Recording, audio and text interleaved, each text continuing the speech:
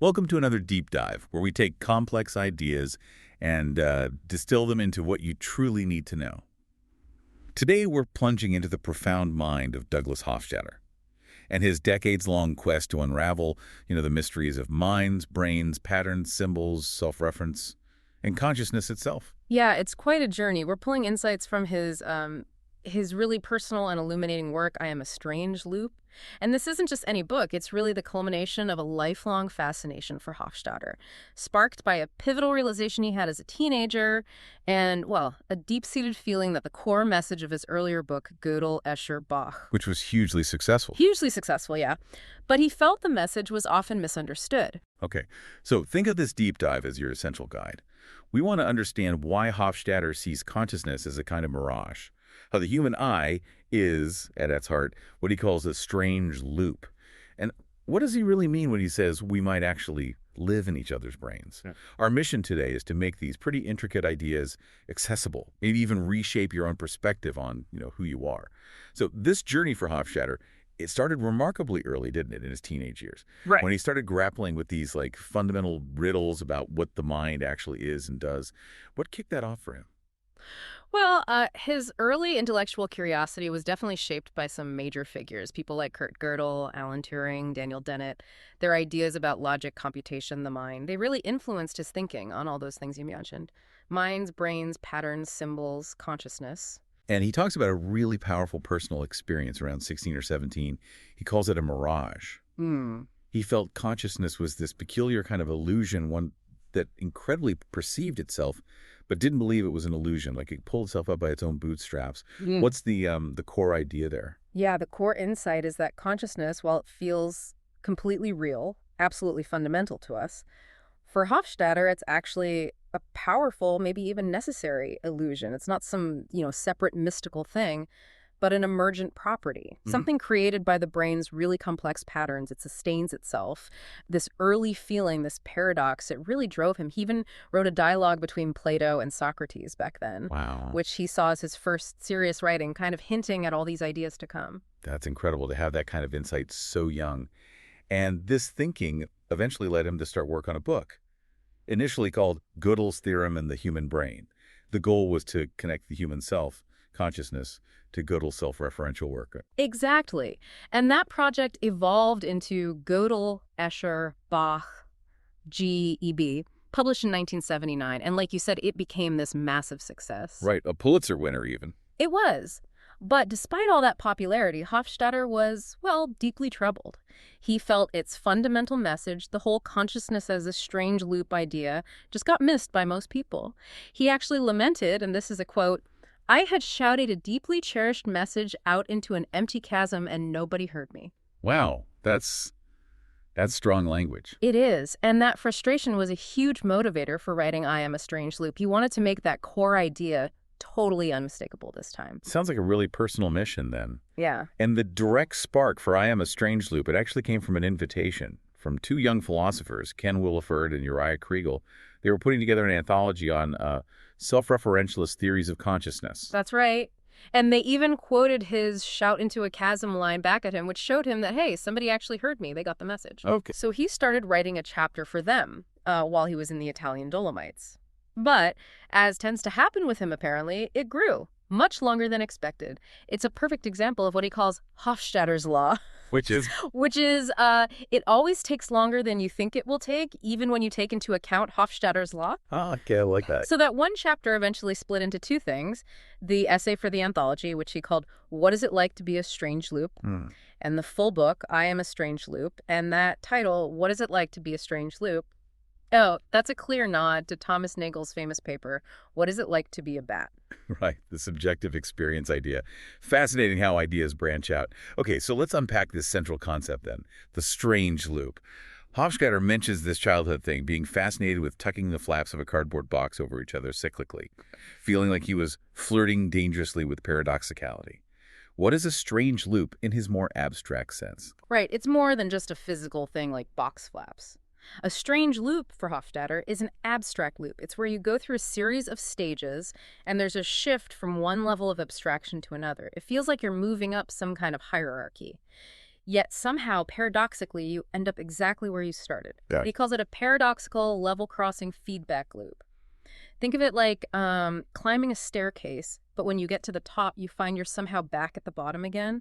It loops back on itself in this weird, level-violating way. Got it. That helps. He also uses M.C. Escher's hands drawing, right? Yeah. Where you see two hands and each one is drawing the other. It's a visual paradox. Each hand seems to be above or creating the other. Exactly. It feels impossible, like it breaks the rules of hierarchy, but there it is, as an illusion on the page. Okay. And to make this even more concrete, maybe less abstract, he uses the metaphor of video feedback. He talks about his experiments, pointing a camera at a TV screen connected to it, and you get these wonderfully complex, totally unpredictable patterns that just sort of emerge. Yeah, I've seen that effect. It's mesmerizing. It is, and they kind of lock in and keep refreshing themselves. And these patterns, he calls them things like corridors or galaxies or even cheese. Cheese, okay. Yeah, cheese. The point is, you need a whole new vocabulary to even talk about them. You can't just talk about pixels anymore. It highlights that these phenomena, they constitute a new level of reality.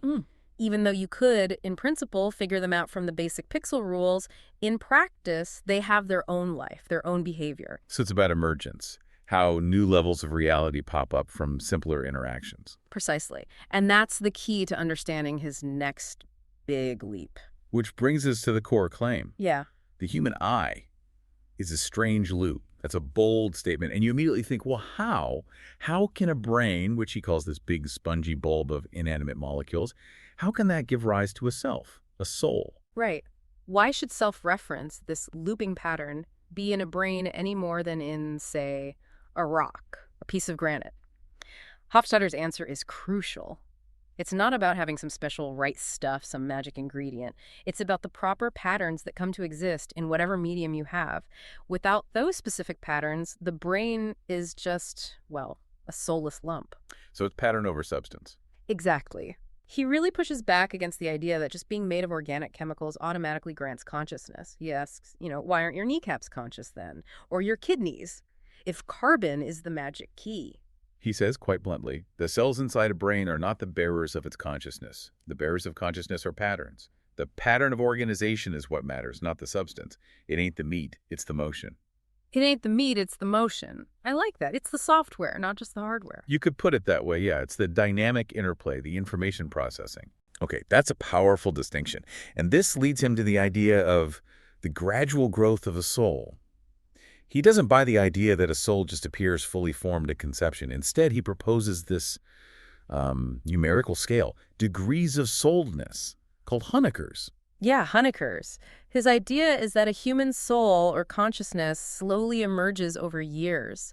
As the brain develops, as these complex internal patterns and structures form, it's not an on-off switch, it's a dimmer switch that gradually brightens. And he uses those Star Wars droids, C-3PO and R2-D2, to talk about interiority, right? That feeling of a light on inside. Exactly. We kind of attribute consciousness to them even though they're machines because they seem to have that inner world, that subjective viewpoint. Compare that to, say, those identical stormtrooper-like robots in some movies that just march and get blown up. Right, you don't feel bad for them. No, because their perfect identicality, as he puts it, suggests no real interiority, nothing more than maybe an ant has. It's about that unique feeling of being someone, experiencing things from your perspective. Okay. And another piece of this puzzle is how we see ourselves as the prime mover. Look, like when you decide, okay, I'm going for a run, even if your legs are tired, your eye seems to push your body. This eye, this coherent collection of desires and beliefs, feels like it's in charge, making the underlying physics invisible. Yeah, it feels like the CEO making the decisions, right? Even though it's all ultimately down to the physical processes. But here's the twist, the Hofstadter twist. This powerful eye, the CEO, it might itself be an illusion, like a marble, he imagined, inside a sealed box, something that feels incredibly real and is super useful because it has enormously useful explanatory power. It helps us make sense of everything. An illusion, but a useful one. Okay, that's a lot to take in. If it's an illusion, why does it feel so real? And he uses this great phrase, our cligorotic inability to peer below the level of our symbols. What's that about? Cligorotic inability. Yeah, it's his term for our basic limitation. We just can't consciously access the low-level machinery of our brains. We don't feel the neurons firing, the neurotransmitters flowing. We operate at the level of thoughts, symbols, feelings. And because we can't see that lower level, he argues, we're forced to basically hallucinate a profound schism. Hmm. A split between the physical, mechanical world and this abstract world of goals, hopes, fears, intentions. It's a necessary shortcut. So our conscious self is like a user interface for this incredibly complex machine we can't directly control. That's a pretty good analogy, actually, yeah. And he proposes, quite radically, consciousness thinking, Yeah. the actual machinery behind thinking abstract perception, retrieving memories that is consciousness. It's a kind of perception of internal symbol patterns. This core loop of cognition, this lively cycle of symbolic activity. It's like a smooth but completely improvised symbolic dance. Mhm. He argues there's no special consciousness spot in the brain, no magic feeling ingredient, or phelium, as he calls it. It's all just patterns and how they're organized. So just to make sure I'm tracking this, it's not the brain stuff, but the patterns of activity, the dance of symbols that is consciousness, the song, not the instrument. You got it. That's the essence of it. Okay. And he describes the word I itself as a paradox, doesn't he? It points to both really high-level abstractions, my life story, my hopes, my fears, and simultaneously to this physical body, trillions of cells. When you say, I am hungry or I love skiing, you're somehow referring to both at once. Exactly. It bridges those levels. He calls the I an unreal but unutterably stubborn marble in the mind. It's an illusion, maybe, but absolutely indispensable one. We need it to function to survive. Wow. Okay, so if the I is pattern, where does that lead us next? Well, it leads to another really fascinating concept. Universal machines. This comes from Alan Turing back in the 1930s. Turing had this incredible insight that once a machine gets complex and flexible enough past a certain Gödel-Turing threshold, it can do something amazing. It can essentially read a description of any other machine and then emulate it. It can behave like that other machine. All right, that's why my laptop can be a word processor 1 minute Yeah. and a game console the next. It's running different descriptions, different software. Precisely. It's the ultimate in computational flexibility. And Hofstadter's point is that this universality isn't just for silicon computers. It applies to human brains, too. We have this remarkable capacity to activate symbols, representations of other people inside our own minds. When you think deeply about someone, maybe someone you love or even someone you dislike, their symbol gets activated in your brain, and your mind actually acts differently then, almost as if he says, invaded by an alien universal being. Okay, hold on. Invaded. That sounds a bit intense. Well, maybe influence is a better word. But the point is your internal state changes because you're running a simulation, a pattern that represents that other person. And this brings him back to that key question, building on the meat versus motion idea. Does the actual hardware matter? And his answer is no, right? It's the pattern. Exactly. He asserts again, it's the patterns that carry consciousness, not the specific cells. He uses the analogy of translating a novel.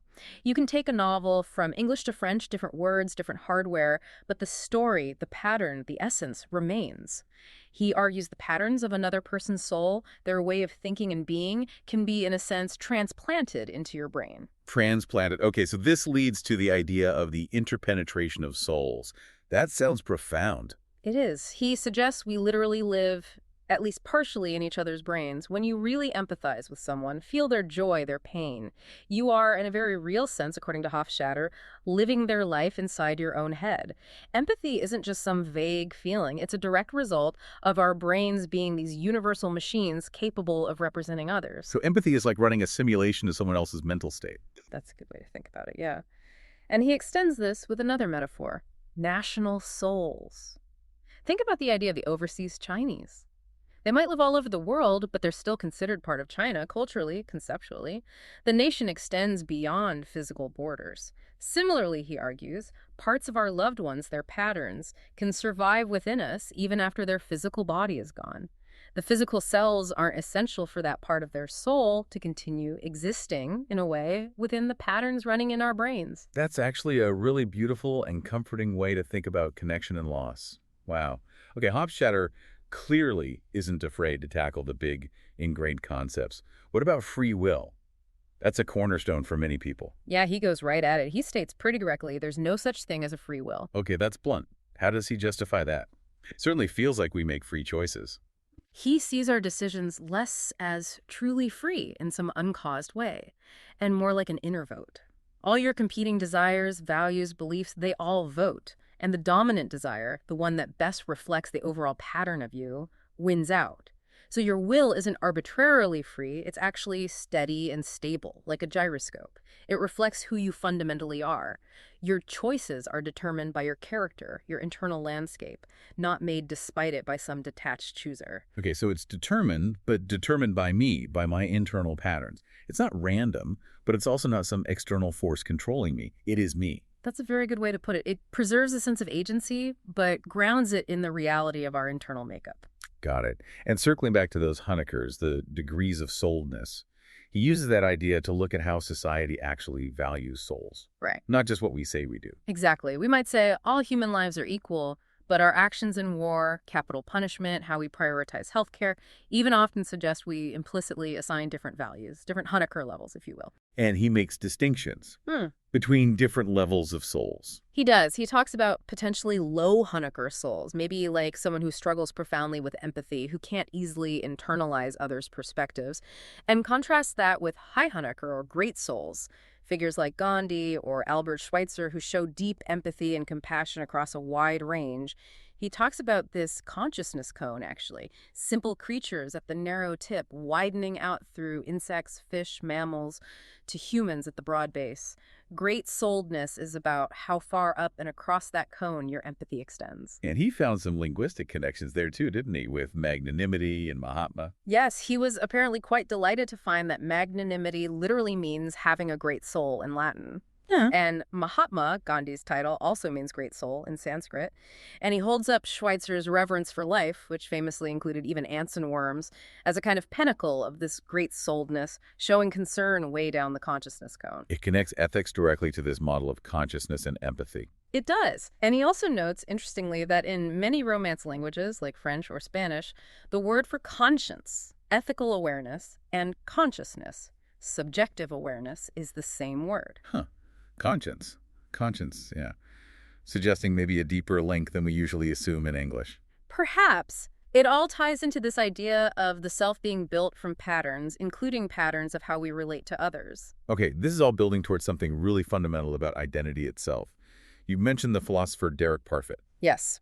Hofstadter discusses Parfit's quite radical challenges to our usual ideas about personal identity. Parfit really questions a whole notion of a simple, indivisible Cartesian ego, that single, private, continuous inner light that we usually assume constitutes me. How does he challenge that? Through thought experiments, really mind-bending ones. Like imagine being teleported to Mars, disintegrated here, perfectly reconstructed there from new atoms. Is the person on Mars you? I guess. It feels like me. Okay, but now imagine the teleporter malfunctions slightly, and it creates two perfect copies, one on Mars, one on Venus. Which one is you? Oh. Both. Neither. That's confusing. No, exactly. Parfit argues that in these extreme, though maybe physically possible scenarios, our everyday concept of a single, unique personal identity breaks down. It becomes indeterminate. Our intuition, shaped by earthly experience, screams for a simple yes-no answer. Which one am I? But Parfit suggests maybe the answer is more like you are in two places at once, or that identity isn't always black and white, it can be shades of gray, survival can be partial. That is profoundly disturbing and also kind of liberating. It is. Hofstadter compares it to how Einstein messed with our intuitions about time being absolute, or how quantum mechanics challenged simple cause and effect. It forces us to question our most basic assumptions about what it means to be a self. So we've taken quite a journey here through Hofstadter's really complex, really personal exploration of self-consciousness and these strange loops that he argues define us. His work basically suggests our I isn't some mystical, isolated thing. It's an emergent phenomenon, arising from incredibly intricate patterns in our brains, shaped by our experiences, and crucially, by our connections with other people. Right. And it leads us to this final, really provocative thought, doesn't it? If our brains are these universal machines capable of running the patterns of others, and if our own sense of I is maybe this hallucination perceived by a hallucination, a useful illusion we need, then how much of you is really truly unique and separate, and how much is actually this beautiful, constantly shifting mosaic of all the other I's, the other patterns you've encountered and allowed to, in a sense, live within you? It suggests the boundaries between self and other are much, much blurrier than we tend to think. We're kind of forced to live with paradox right at the core of who we are. It's mind-bending, but maybe also a deeper way to understand how interconnected we all are. Absolutely.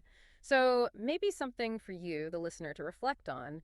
Think about your own unique sense of self. How much of your I feels fundamentally yours, and how much might be a kind of vibrant reverberation, an echo of the patterns from the lives you've touched and the lives that have touched you.